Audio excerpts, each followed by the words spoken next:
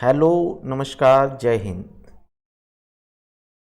तो आपने NAS यानी नेशनल अचीवमेंट सर्वे 2021 की मैंने अभी आपको पहले वीडियो बना के भेजी थी। तो अब बच्चों के टीचर्स के मैसेज आ रहे थे कि इसकी तैयारी भी करवाएं। तो उसी तैयारी के लिए मैं आपके लिए वीडियो लेके आया हूँ। यदि आप चाहते हैं कि आप इस एग्ज़ाम की अच्छे से तैयारी करें तो आप इसे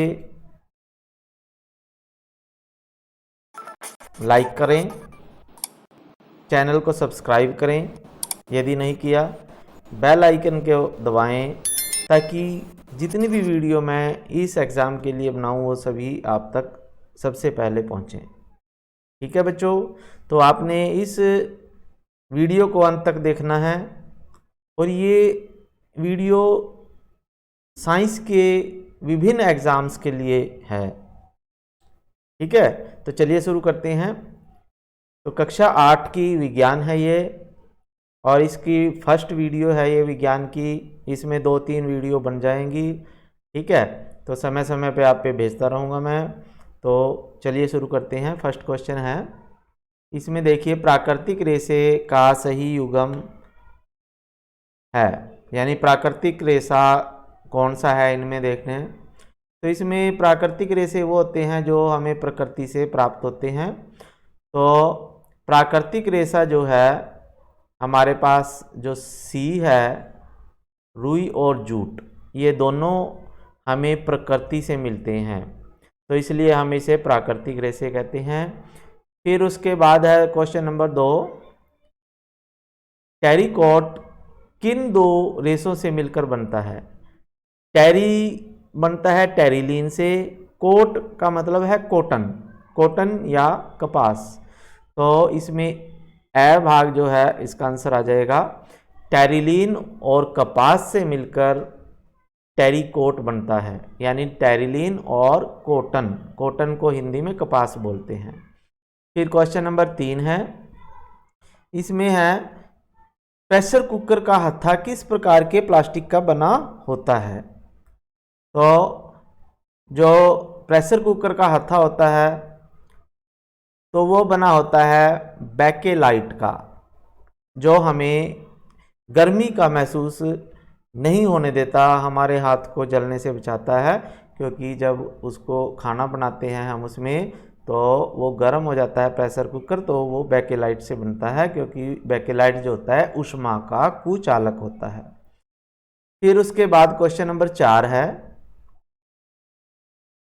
पटाखे छोड़ते समय रेनू के कपड़ों में अचानक आग लग गई तो उसके कपड़े पिघल कर शरीर से चिपक गए, तो उसके कपड़े किस प्रकार के रेशे से बने होंगे। तो वो होंगे कृत्रिम रेशे, कृत्रिम रेशों से मिलकर बने हैं वो, क्योंकि अगर प्राकृतिक रेशों से मिलते तो वो चिपकते नहीं। ठीक है, क्योंकि वो शरीर से चिपके हैं तो कृत्रिम रेशों से बनते हैं। फिर 5वां क्वेश्चन है आपके पास, राकेश को उसकी मां ने गर्मियों में सूती कपड़े पहनने की सलाह दी, तो क्यों दी। क्योंकि गर्मियों में अगर हम सूती या कॉटन के कपड़े डालते हैं तो वो पसीने को सोख लेते हैं और वो हमें गर्मियों में ठंडक का एहसास कराते हैं। तो इसलिए गर्मियों में हमें सूती कपड़े डालने चाहिए क्योंकि उससे हमें गर्मी कम लगती है। फिर उसके बाद है घड़ी साज घड़ी सुधारने के लिए कौन सा लेंस प्रयोग करता है। क्वेश्चन नंबर 6 है ये। घड़ी साज का मतलब है जो घड़ियाँ ठीक करता है दुकान वाला। ठीक है, तो वो घड़ी, अगर आपने देखा होगा कहीं कभी भी घड़ी वाले की दुकान पे जाना, तो जब वो घड़ी ठीक करता है तो वो आँख के ऊपर एक उपकरण लगाता है, तो असल में उसमें लेंस होता है, और लेंस जो होता है वो घड़ी की जो अंदर के छोटे छोटे पुर्जे हैं वो उसको बड़ा करके दिखाता है, और वो लेंस होता है उत्तल लेंस। उत्तल लेंस हमें छोटी वस्तुओं को बड़ा करके दिखाता है। ठीक है, या आवर्धक लेंस भी अगर ऑप्शन में आता आवर्धक लेंस तो वो आप आंसर लगा सकते थे। फिर क्वेश्चन नंबर 7 है, रमेश की दादी को न पास की वस्तु दिखती है न दूर की, तो उसे कौन सा रोग हो सकता है? तो आंखों के मुख्य ये रोग होते हैं, एक दूर दृष्टि दोष होता है, निकट दृष्टि दोष होता है। लेकिन रमेश की दादी जो है वो बूढ़ी है, यानी दादी जो होती है वो काफ़ी एज की होती है, बूढ़ी होती है, तो उसको आयु के कारण उसकी आंखें कमज़ोर हो गई हैं, तो उस दोष को हम जरा दृष्टि दोष कहेंगे। जरा का मतलब है जो बूढ़ा हो जाता है, ठीक है। दृष्टि दोष यानी बुढ़ापे में जाके आंखों की रोशनी कम हो जाती है, उसे जरा दृष्टि दोष कहेंगे। और दूर दृष्टि दोष में हमें दूर की वस्तु दिखती है लेकिन पास की नहीं दिखती, ठीक है। और निकट दृष्टि दोष में हमें निकट की वस्तु दिखती है, दूर की नहीं दिखती। लेकिन जब दोनों ना दिखें तो ये जरा दृष्टि दोष हो जाता है, ठीक है। और मोतियाबिंद जो है किसी भी आयु में हो सकता है, उसमें भी हमें दिखाई देना कम हो जाता है, लेकिन यहाँ पे आयु बढ़ने के कारण जो दोष आता है वो जरा दृष्टि दोष होता है। फिर 8वां क्वेश्चन है आपके पास, पर्यावरण में वायु का संगठन संतुलित बना रहता है, इस कथन की पुष्टि में उपयुक्त तर्क क्या है? तो पर्यावरण में वायु जो है साफ सुथरी बनी रहे तो उसके लिए क्या होता है, उसमें सी सह है जो प्रकृति में जंतु और वनस्पति में परस्पर वायु का आदान प्रदान होता है, क्योंकि प्रकृति ऑक्सीजन छोड़ती है, कार्बन डाइऑक्साइड गैस लेती है, और जंतु कार्बन डाइऑक्साइड छोड़ते हैं, ऑक्सीजन लेते हैं, तो इस प्रकार से आदान प्रदान होता है वायु का।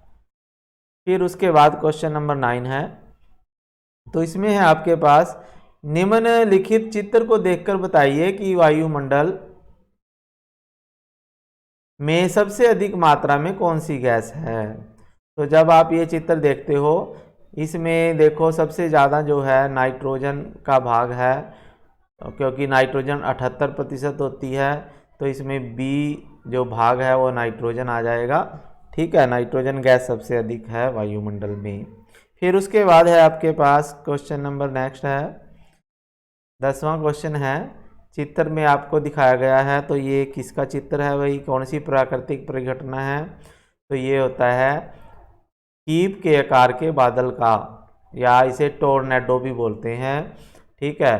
तो जब बहुत तेज़ हवा चलती है, तूफान आता है, तो उस समय कई स्थानों पर इस तरह की आकृतियाँ दिखती हैं, समुद्र के ऊपर बन जाती है ये आकृति। समुद्र का पानी जो है हवा के साथ घूम के ऊपर जाता रहता है, बादलों तक पहुंच जाता है, इसे टोर्नेडो कहते हैं, या कीप के आकार के बादल कहेंगे।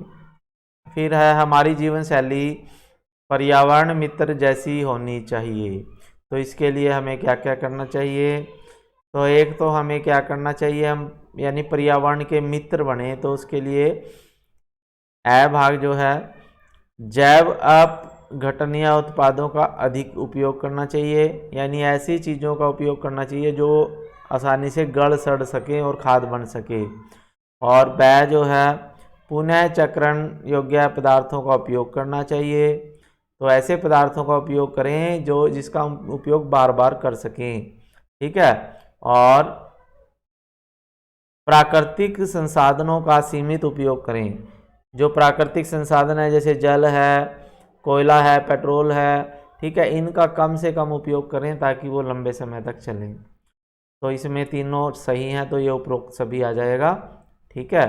फिर उसके बाद नेक्स्ट क्वेश्चन है आपके पास क्वेश्चन नंबर 12, तो इसमें है पर्यावरण संरक्षण के लिए राजस्थान के में किए गए प्रयास हैं, तो कौन कौन से हैं? इसमें ए भाग जो है ये भी प्रयास है, पीपलात्री गांव के किरण निधि संस्था के कार्य, ठीक है, तो इस संस्था ने कार्य किए हैं पर्यावरण को बचाने के। और जो आपके पास सहभाग है खेजलडी ग्राम में अमृता देवी का बलिदान, ठीक है, तो इसमें दै भाग जो है ए और सह दोनों आ जाएंगे, ठीक है बच्चों। फिर उसके बाद है जंतु कोशिका में क्वेश्चन नंबर 13, जंतु कोशिका में वह कौन सा कोशिकांग नहीं पाया जाता। तो जंतु कोशिका में माइटोकॉन्ड्रिया पाया जाता है, राइबोसोम भी पाया जाता है, रिक्तिका भी होती है, लेकिन हरित लवक नहीं होता, क्योंकि हरित लवक जो होता है वो जंतु कोशिका में नहीं होता, वो पादप कोशिका में होता है। पादप यानी पेड़ पौधों की कोशिका में होता है, जीव जंतुओं की कोशिका में हरित लवक नहीं होता, क्योंकि हरित लवक के द्वारा ही पेड़ पौधे जो होते हैं प्रकाश संश्लेषण की क्रिया से अपना भोजन बनाते हैं। फिर है क्वेश्चन नंबर 14 राजस्थान के प्रसिद्ध व्यंजन है दाल बाटी। दाल बाटी है, दाल बाटी खाते हैं राजस्थान में अधिक लोग।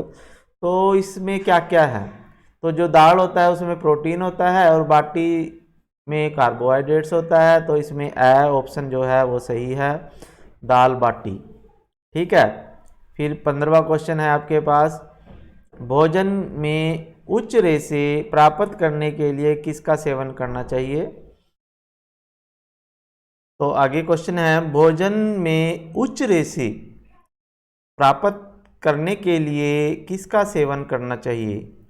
ठीक है, रेशे क्या होते हैं, रेशे होते हैं हमारे पास आहारी रेशे बोलते हैं इसे। इससे हमारा जो लीवर है वो साफ रहता है, भोजन अच्छी तरह से पचता है। तो उसके लिए हमें क्या क्या खाना चाहिए, ए भाग में है जैसे छिलके वाली दाल भी खानी चाहिए, आटे का चोकर भी खाना चाहिए, छिलके सहित फल खाना चाहिए। तो इसमें ए बैस है, तीनों सही हैं, तो ये उपयुक्त सभी यानी ड भाग आ जाएगा इसमें आंसर, उपयुक्त सभी।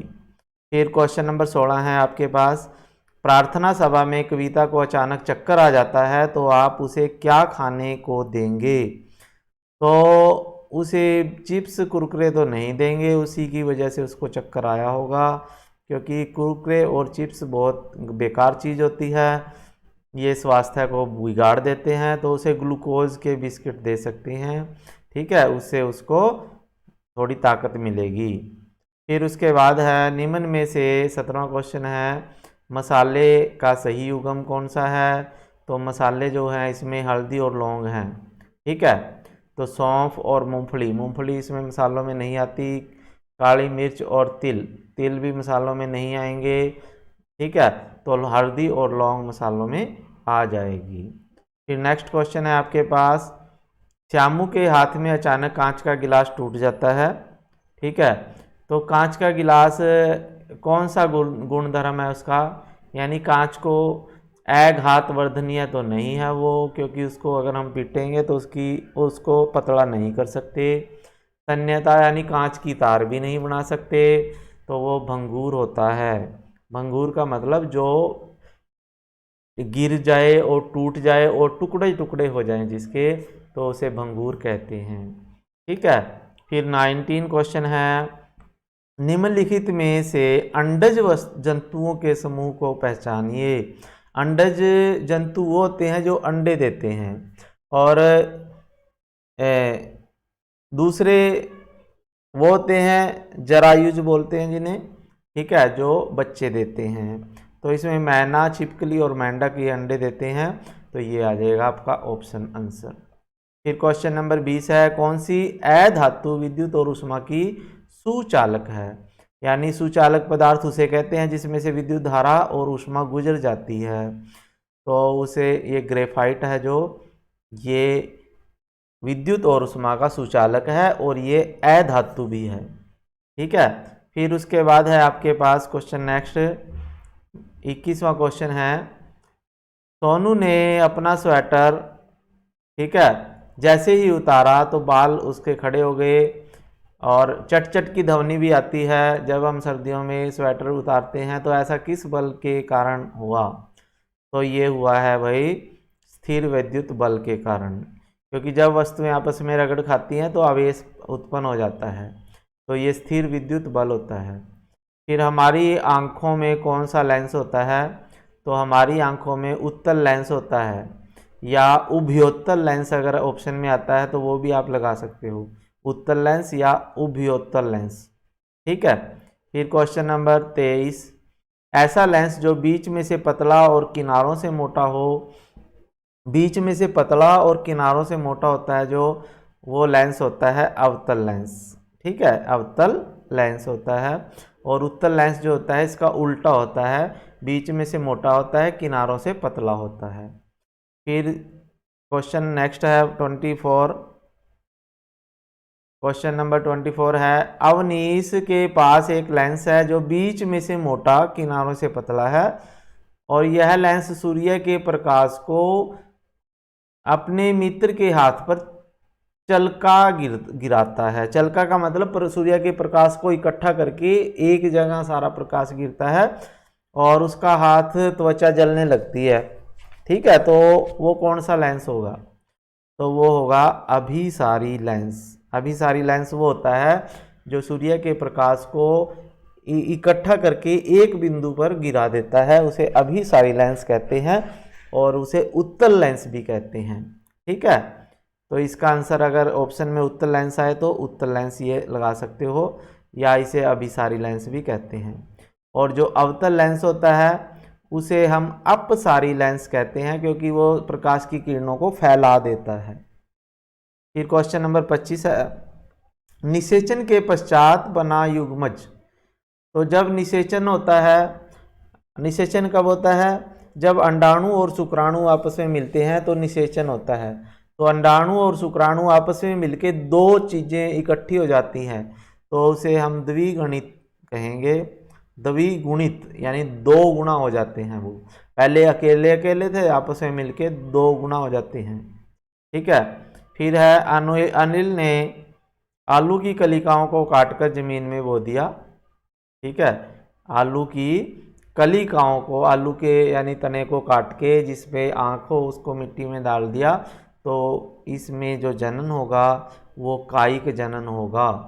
कायिक जनन में जो नया पौधा है वो तने के द्वारा, पत्ते के द्वारा, जड़ के द्वारा तैयार किया जाता है, उसे कायिक जनन कहते हैं।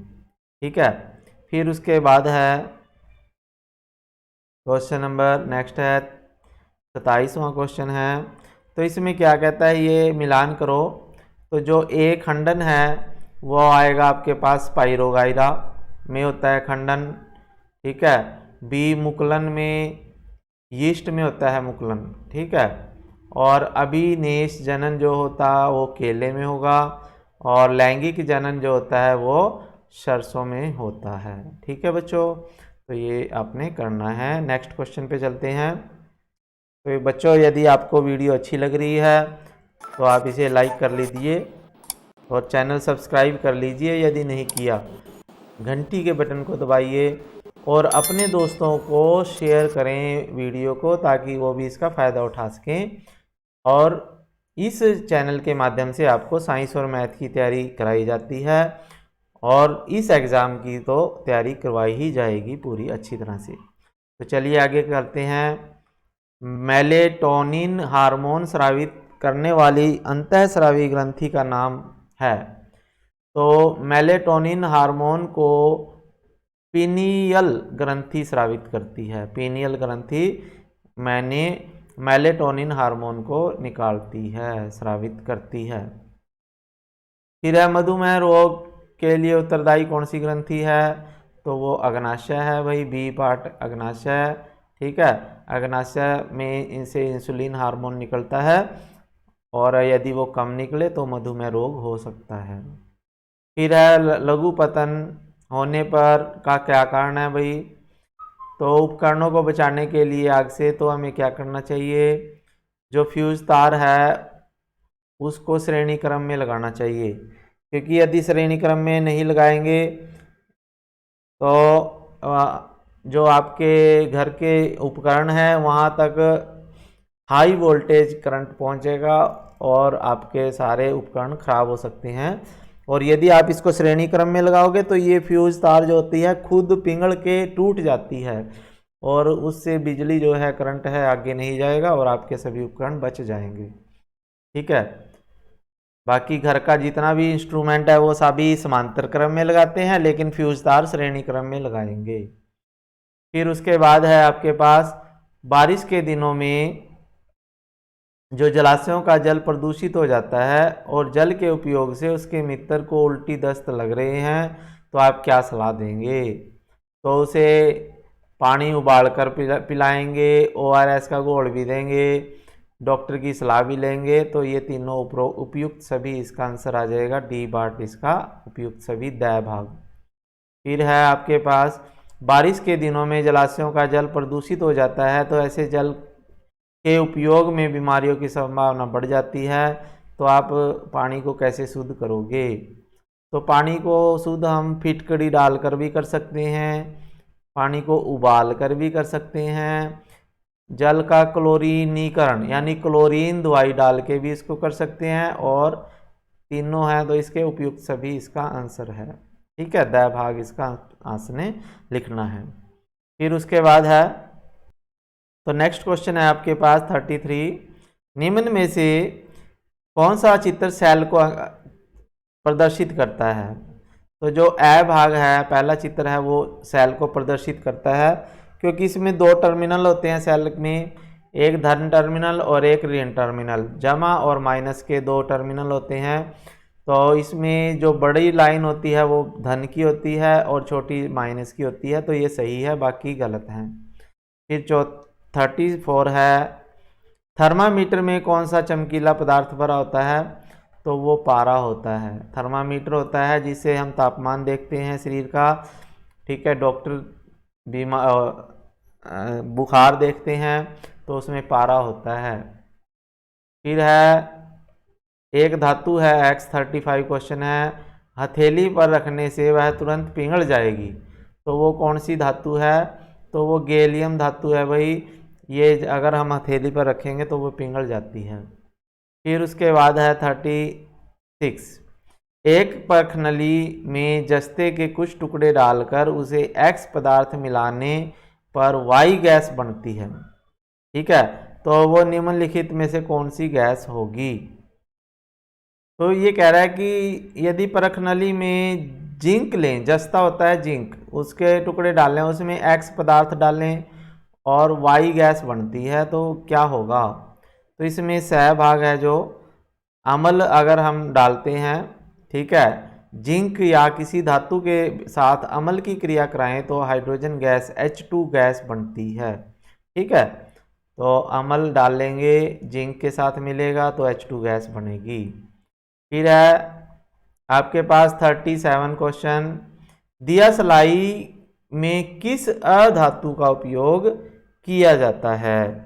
किस अधातु का उपयोग करते हैं? तो वो आ जाएगा आपके पास लाल फास्फोरस। लाल फास्फोरस अधातु है जिसको दिया सलाई के ऊपर लगाते हैं, जहाँ पर हम माचिस की तीली को रगड़ते हैं।